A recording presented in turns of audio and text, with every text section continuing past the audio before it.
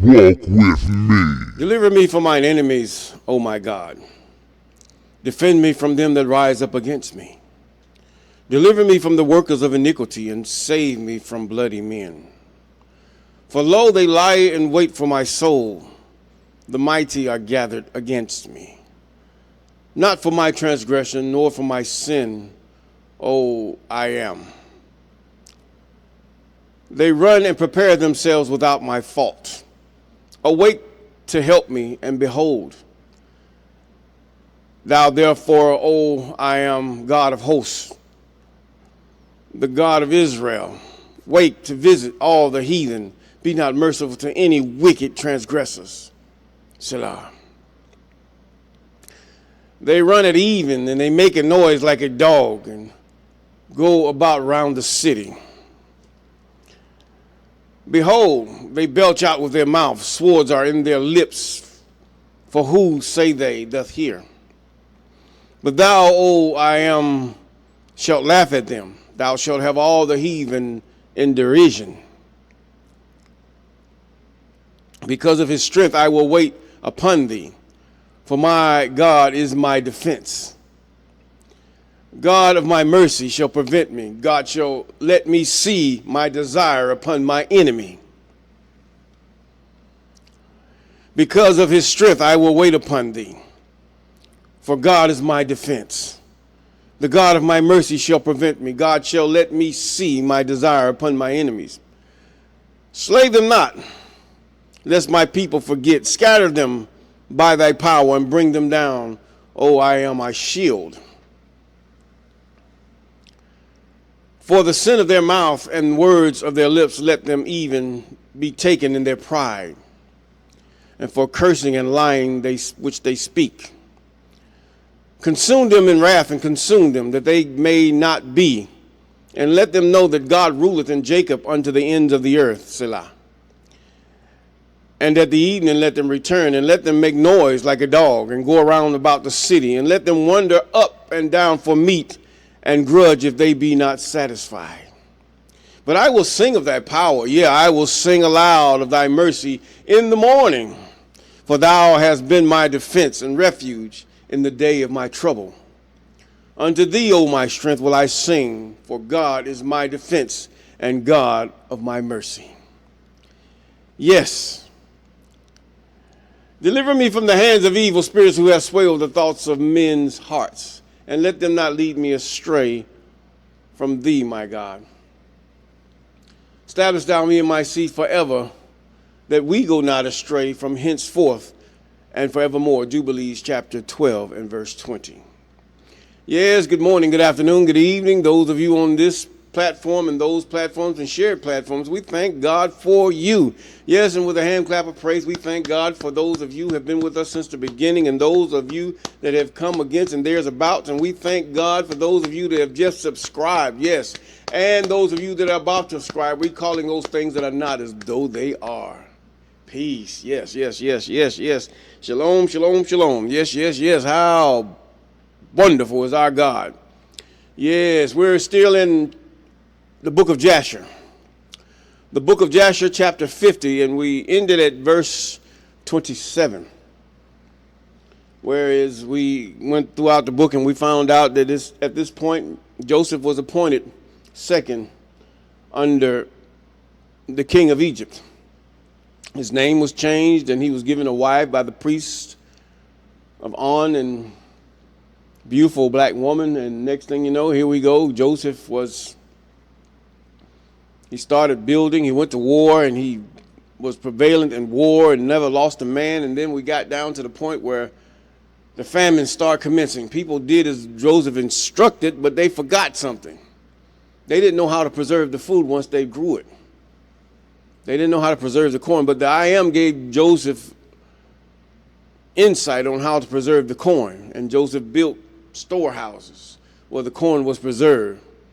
And now the people have found vermin in their corn, in their storehouses and everything. And we talked about pepper and different ways to keep vermin out of your storehouses, smokehouses, or whatever have you.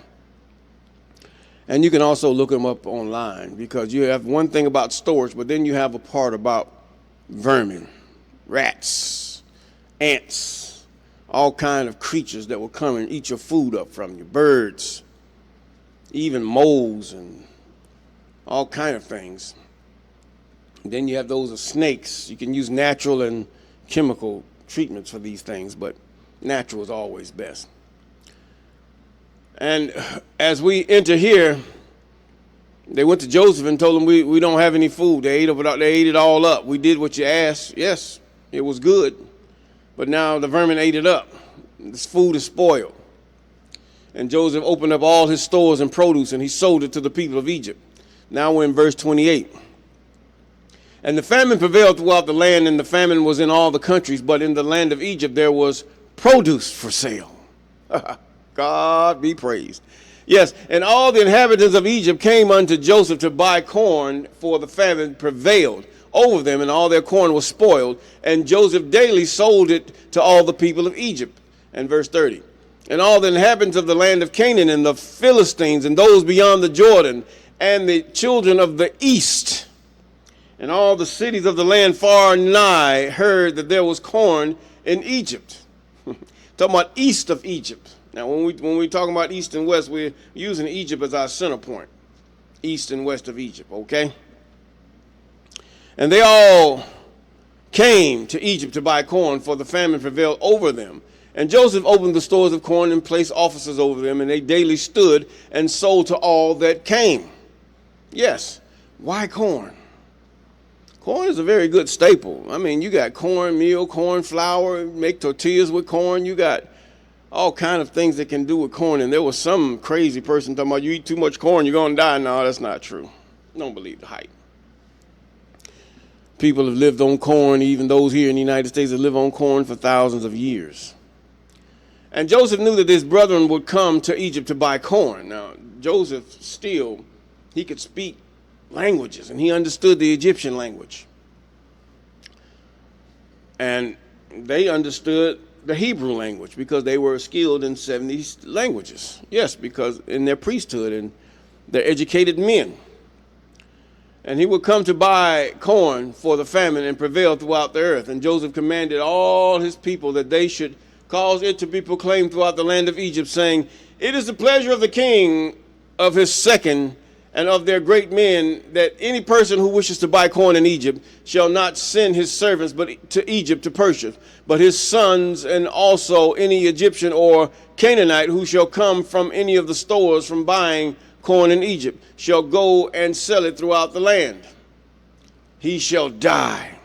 In other words, you don't come here and buy corn and you're going to go sell the corn that we give you to other folk. No, it ain't going to happen like that. You buy it here, you're going to eat it where you're going, you ain't selling it to nobody else.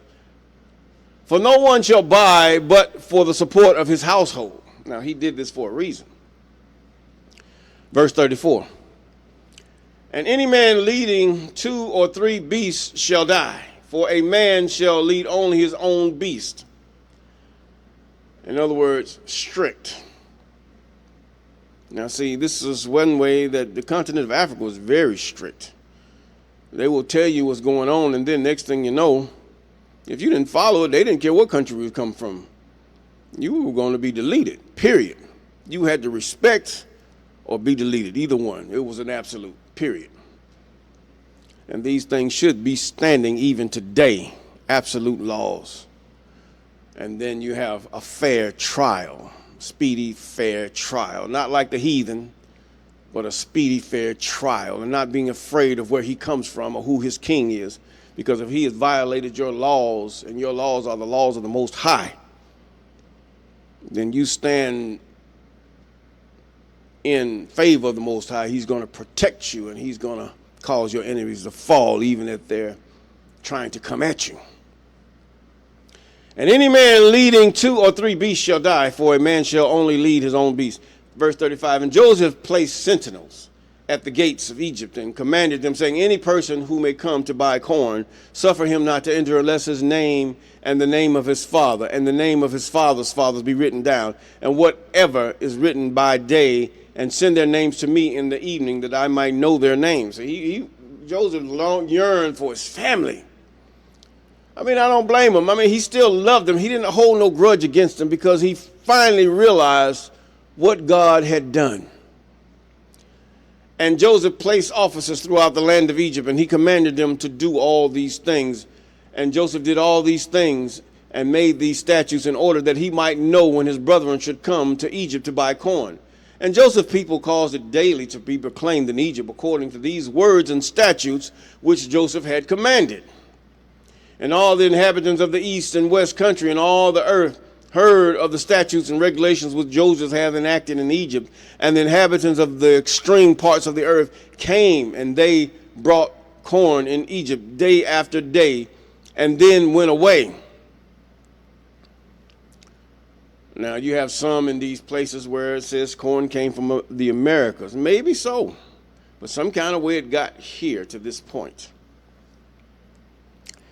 And verse 39, and all the officers of Egypt did Joseph had commanded, and all that came to Egypt to buy corn, the gatekeepers would write their names and their father's name and daily bring them in the evening before Joseph. I mean, you the one, see, you have to look at it. The one who's selling is the one who feels they have the power. Either you're going to buy it and adhere to their rules, or you're just going to bypass them and says, hey, I'm not even thinking about you because I don't think you're fair, so don't buy it. Don't complain. Because there's a famine in the land and the earth will not yield its power. When there's a famine, you can plant in your backyard and it still ain't going to grow worth nothing.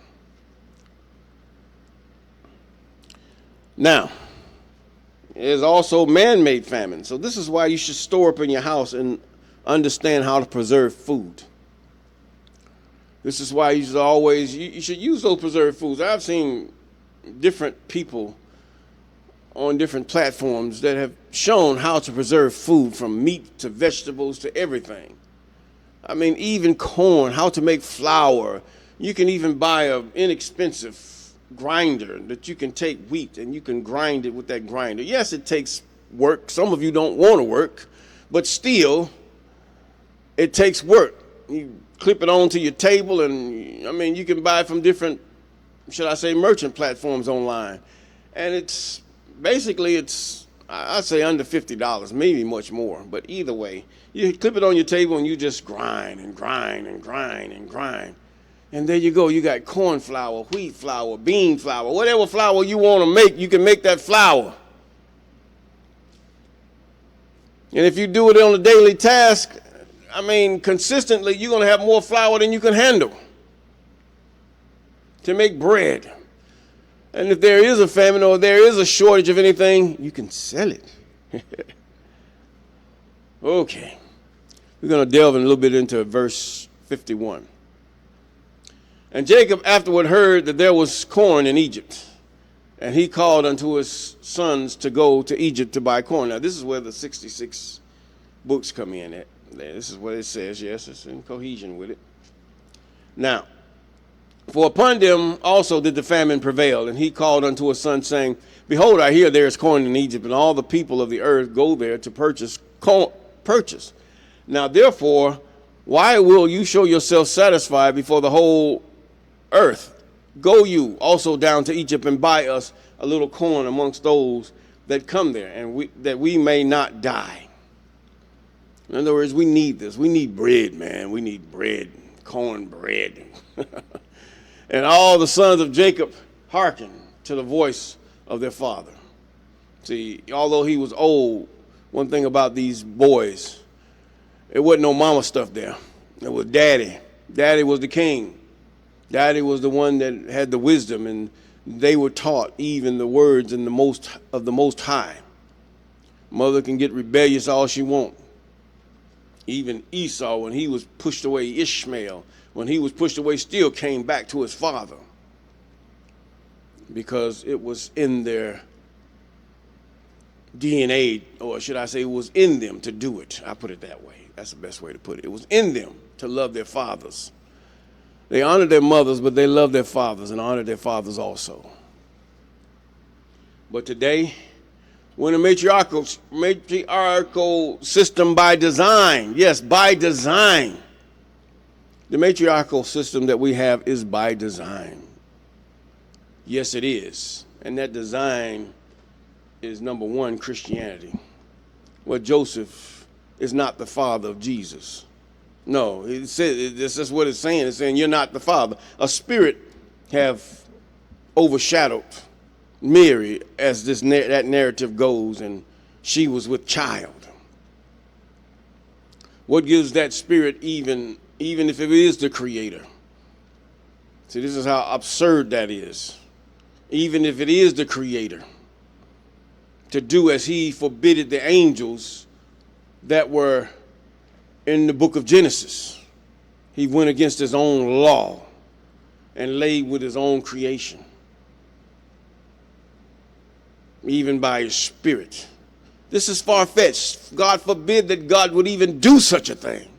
This is blasphemy. No. And then the lie goes forth and says, "Oh, Jesus, thou son of Joseph." Another lie have gone forth because of the narrative. And Joseph lie, and Mary lie, and all of them lie. And the lie goes on, as the Temptations say. You have to come out of her. She have bamboozled you. I was that way, and many others are still that way. That you believe this cockamamie account. It doesn't make any sense whatsoever. Biblical sense, common sense, or whatever sense. You just demonically messed up. That is Joseph's son. And his name not Jesus. Moses said a prophet. Read it. Look it up. But anyway, let's continue. I digress. And Jacob their father commanded them, saying, "When you come into the city, do not enter there in one gate on account of the inhabitants of the land." And the sons of Jacob went forth, and when they went to Egypt, the sons of Jacob did all as their father had commanded them. And Jacob did not send Benjamin, or Benoni. His name is not Benjamin. There was no J, it's Benoni. For he said, lest an accident might befall him on the road like his brother. And the 10 of Jacob's son went forth. Yes, that's 10. You had Joseph, he was in Egypt, and Benoni was with his father, the youngest. And while the sons of Jacob was going on the road, they repented of what they had done to Joseph, and they spoke to each other, saying, "We know that our brother Joseph went down to Egypt, and now we will seek him where we go. And if we find him, we will take him from his master for ransom. And if not, by force, we will die for him." Now, they were sorry. God had given them a heart of repentance. All praises. Verse 7. And the sons of Jacob agreed to this thing and strengthened themselves on account of Joseph to deliver him from the hands of his master. And the sons of Jacob went to Egypt. And when they came near to Egypt, they separated from each other, and they came through 10 gates of Egypt. And the gatekeepers wrote their names that day and brought them to Joseph in the evening. And Joseph read the names from the hand of the gatekeepers of the city, and he found. Now, you have to realize the gatekeepers are very educated too, because they had to understand different writings. They had to understand Hebrew writing, or whatever you want to call that writing. They had to understand all kind of writings, Babylonish, all kind of writings. Yes. Now, he says, in the land of Egypt, go forth and all ye store guards, and close all the corn stores, and let only one remain open, that those who come by may purchase from it. Joseph, God had given him just as much as wisdom as he gave Solomon in this area. And all the officers of Joseph did so at the time, and they closed all the stores and left only one open. And Joseph gave the written names of his brothers to him, and that was set over. They were set over to the open store. And he said unto them, whosoever shall come to thee to buy corn, ask his name. And when men of these names shall come before thee, seize them and send them. And they did so. And when the sons of Jacob came into the city to seek Joseph, before they brought themselves corn, they went to the walls of the harlots, and they sought Joseph in the walls of the harlots. For 3 days they sought that Joseph would come into the walls of the harlot, for Joseph was very comely and well favored. Huh? Why would he be, were they saying that he was going to be a boy toy? Or a boy that was trafficked by men that have this type of appetite? So, and the sons of Jacob sought Joseph for 3 days, and they could not find him. In other words, as on the movie The 300, boy lovers. But anyway, verse 14, and the man who was set over the open store sought for those names which Joseph had given him and did not find them. And he sent to Joseph, saying, these 3 days have passed, and those men whose name thou didst give unto me have not come. And Joseph sent servants to seek the men in all Egypt, to bring them before Joseph. And Joseph's servants went and came into Egypt and could not find them, and went to Goshen, which is one of the proposed lands, and they were not there. This is a goodly land, Goshen, yes. And then went to the city of Ramses and could not find them. And Joseph continued to send 16 servants to seek his brother, and they went and spread themselves in the four corners of the city, and 4 of the servants went into the house of harlots, and they found the 10 men there seeking their brother. Yes. And those 4 men took them and brought them before him, and they bowed down. Now this is a dream fulfilled that he was dreaming. Your sheaves bow down to my sheaves. You remember? And Joseph was sitting upon his throne in his temple, clothed with princely garments. Upon his head was a large crown of gold, and all the mighty men sitting round about him. And with that, until next time, we're going to say peace.